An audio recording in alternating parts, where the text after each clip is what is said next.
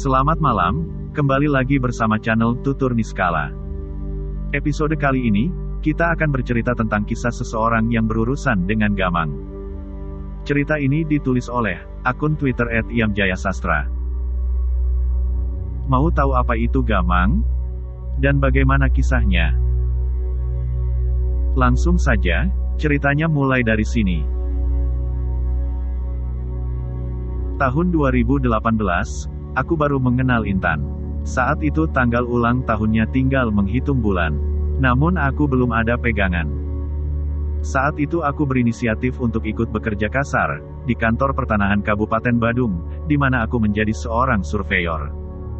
Surveyor adalah petugas yang bertugas mengukur tanah, yang nantinya akan disertifikatkan. Kebetulan saudaraku ada yang sudah menjadi buruh kasarnya, jadi aku dengan gampang bisa ikut bekerja di sana. Aku juga bekerja sebagai buruh kasar. Buruh kasar surveyor bertugas membeli nasi, membuka jalan, membawa peralatan berat, men-setting alat ukur, dan membawa patok. Tapi, yang terjadi di lapangan dan di khayalanku berbeda jauh. Aku kadang harus membawa patok melewati sawah, hutan, tebing, sungai, bahkan tembok warga. Tak jarang aku melewati hutan bambu dan sungai. Kadang makan di pinggir sawah dan ladang, tidak kenal tempat pokoknya. Gajiku bukan harian, tapi per sertifikat tanah. Biasanya aku dapat 2.000 per sertifikat, dan biasanya sehari dapat mengerjakan 10 sertifikat, tergantung medan dan luas. Kejadian aneh dimulai saat aku berniat untuk cuci tangan di sungai, sebuah sungai kecil yang memisahkan sawah dan rumah warga. Saat aku turun ke bawah, aku melihat wanita sedang mencuci lengannya sambil duduk di pinggir sungai. Karena aku melihatnya, aku tersenyum dan ia memandangku. Aku langsung mencuci tangan, dan naik ke atas untuk makan bersama teman kerjaku. Tenang, wanita itu mengenakan baju putih dengan kamben, tidak bugil seperti yang kalian bayangkan ya. Uangku sudah terkumpul 350.000, dan aku bisa gunakan 250.000 untuk kado, 70.000 untuk donat, dan 30.000 untuk bunga. Murah, jelas, tapi aku menggunakan semua uangku untuk dia. Artinya, bisa dipikirlah siapa prioritas utama. Balik lagi, saat jam menunjukkan pukul 10 malam, dan aku bergegas pulang. Saat sampai di parkiran, aku baru ingat materi kuliahku tertinggal di kolong meja. Kalau aku tidak mengambilnya, aku takut mahasiswa kelas pagi akan membuangnya atau mengotorinya. Aku sudah terbiasa melihat makhluk halus di kampus ini.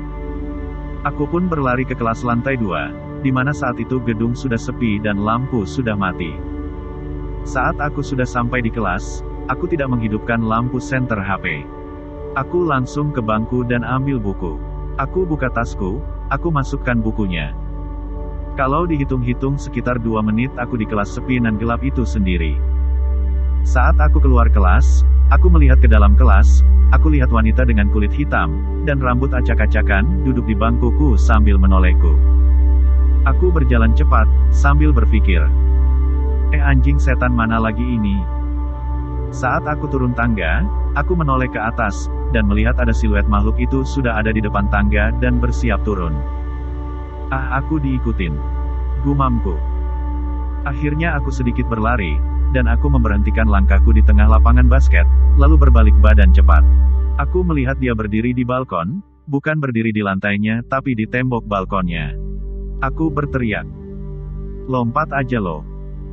Akhirnya dia melompat, namun belum sempat aku melihatnya menyentuh tanah, aku sudah berbalik dan berlari ke tempat yang ada cahayanya. Sumpah merinding. Baru kali ini makhluk kampus ini mengikutiku sampai segininya. Saat sampai di parkiran, di mana sudah agak terang dan ramai dengan mahasiswa lainnya, aku pun mulai menenangkan diri. BTW caraku menenangkan diri adalah dengan meditasi, cukup 10 menit. Meditasinya tidak alay ya teman-teman. Tidak bersila, lalu tiba-tiba terbang bagai angling dharma. Hanya duduk tenang, posisi, asana. Atur nafas, lalu dalam hitungan detik badan akan terasa ringan, dan hitungan menit akan terasa energi masuk. Aku belajar meditasi dari umur 4 tahun. Saat sudah merasa badan tenang dan berenergi, aku memutuskan pulang, sekitar jam setengah 11 malam dari kampus ke rumah. Tapi saat itu karena tugas menumpuk, jadi aku memutuskan singgah di Kreneng yaitu pasar malam. Membeli beberapa makan, lalu ke minimarket membeli beberapa cemilan, dan akhirnya aku pulang. Jam menunjukkan pukul 12.24 malam, dan durasi rumah ke kampus sekitar 30 menit dengan kecepatan 30 km per jam. Saat di perjalanan, aku melewati Tukat Balitek, orang Denpasar pasti tahu. Atau Sungai Ayung. Di mana sungai ini konon mempunyai beberapa mitos mengerikan juga. Saat di sungai itu, tiba-tiba motorku terasa berat bagian belakangnya, dan seperti ada yang menaikinya. Dan kalian tahu, menaikinya bukan berarti duduk di sadel belakangku, tapi berdiri. Aku sudah merasakan ada yang menumpang, aku mulai baca mantra-mantra, dan mempercepat laju kendaraannya menjadi 70 km per jam. Akhirnya, sampai aku di jembatan dekat rumahku. Di jembatan itu ada sungai yang lumayan besar, dan jalan turunan. Tiba-tiba berat di motor menghilang, dan kau tahu apa? Makhluk itu melompat dari belakang, lalu duduk di pundakku, dan menarik kepalaku dari atas ke belakang sampai menengadah. Lalu tangannya yang lentik menyentuh leherku, dan wajahnya ada sekitar 10 cm dari depanku. Motorku oleng, dan hampir saja menabrak pohon. Dan aku lihat dia membuka mulutnya depanku sambil berteriak. "Hiya!" Aku menepi, lalu aku menjatuhkan diriku ke sebelah kiri. Aku terjatuh bersama motor dan dia, lalu dia melompat ke sisi jembatan. Tiba-tiba cahaya hitam masuk dari leherku, dan kau tahu siapa? My friend, Satria is coming. Kerasa banget panas auranya Satria masuk lewat leher belakang dan aku berteriak. Lalu makhluk itu menghilang. Satria bisa dibilang adalah teman gaibku. Mungkin di lain waktu akan aku ceritakan juga di channel ini. Celanaku robek, spionku bengkok, soto yang aku bawa berceceran di jalan dan kaca helmku lepas. Keadaan malam di jembatan sepi, gak ada satupun yang lewat, seakan-akan semesta sengaja membuat sepi tempat itu, lalu dengan sedikit oleng aku membawa motor pulang. Sampai di rumah, aku langsung mandi, sembahyang, lalu meditasi, dan tidur. Niatku buat tugas sudah hilang, masih kebayang wajahnya membuka mulut depanku. Bangun-bangun aku lihat leherku merah, aku buka baju, dan nampak di dadaku ada bekas tangan merah seperti menempel. Aku ambil handuk dengan air hangat, lalu aku kompres saja dan tak lama akhirnya bekas itu hilang. Malam pertama setelah kejadian. Aku mendengar suara tembok kamarku seperti ada yang menggaruk-garuknya. Aku kira kucing, lalu aku tidur saja biasa. Tapi aku sadar ternyata suara itu dari dalam. Aku memutuskan tidak menghiraukannya. Malam kedua setelah kejadian. Pintu kamar akhirnya aku buka, tapi kamar tetap gelap, karena aku mematikan lampu. Saat ingin tidur, tiba-tiba dari lubang ventilasi terdengar suara seperti orang sedang bersiul. Manusia mana yang bersiul jam 3 malam? Malam ketiga setelah kejadian. Aku mulai rajin nyemil malam, bahkan secara tak wajar. Jam 9 aku makan di rumah. Setelah itu aku nyemil jajan, sampai makan makanan berat. Jam 1 aku memasak mie instan, dan jam 3 aku memesan KFC dari Gojek. Tapi, aku tidak kenyang sama sekali. Malam keempat setelah kejadian. Aku mulai bermimpi di sebuah sungai nan sejuk dan indah, bersama seorang wanita dengan baju putih dan dada terbuka. Tapi aku bukan mimpi basah, bangun-bangun aku ngerasa capek banget. Malam kelima setelah kejadian. Mulai gak mood sembahyang, gak mood buat tugas, gak mood buat makalah, gak mood makan bakso, gak mood belajar, bahkan gak mood nonton. Cuma rebahan di kamar yang gelap, dan saat itu pun aku bolos kuliah. Malam ke-6 sampai malam 10. Mulai marah-marah ke orang tua, berantem sama pacar, berantem sama teman-teman, tugas terlantar, kerjaan cuma rebahan di kamar yang gelap. Setiap bangun capek, makan tidur, bahkan saat itu porsi makanku naik 4 kali lipat. Malam ke-11 sampai malam ke-20. Tugas terlantar, organisasi udah gak aku urus, kuliah bolos, kerjaan rebahan dan makan. Saat itu ibu bapak sadar, tapi aku malah bentak balik dan marahin mereka. Aku maki-maki kakakku, dan di titik itu aku sudah tidak sembahyang dan meditasi. Malam ke-21. Aku bermimpi diajak ke sungai oleh seorang wanita, lalu ia mengajakku ikut dengannya. Bangun-bangun badanku capek, lelah, seperti bawa beban berat. Bahkan rambutku kutuan, aku pun gak tahu dapat kutu dari mana.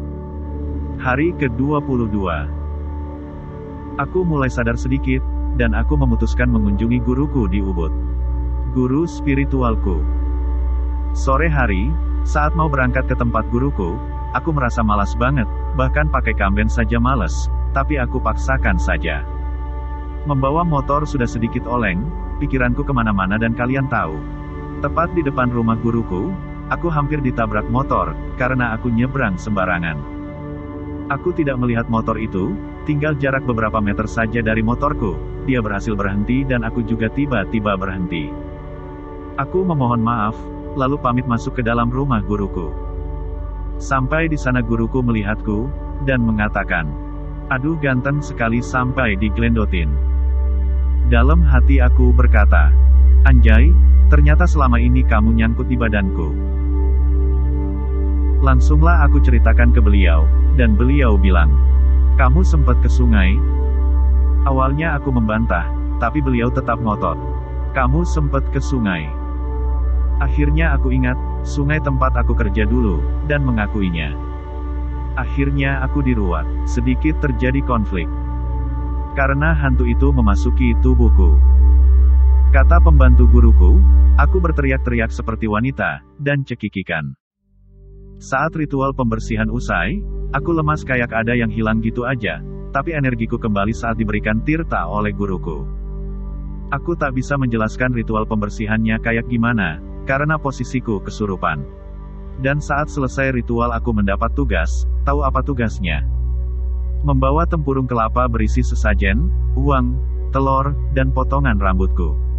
Semua itu harus dibuang di sungai atau laut, dan aku memilih sungai. Bukan laut, karena laut yang paling dekat, adalah laut yang sama di cerita ritual celuluk ibuku itu. Ceritanya akan aku ceritakan di lain kesempatan. Selesai pembersihan diri, aku pergi meninggalkan rumah guruku dengan tempurung kelapa berisi sesajen, dan ada beberapa pesannya. 1. Kamu buang saat air mengalir. 2. Isikan uang 5.000.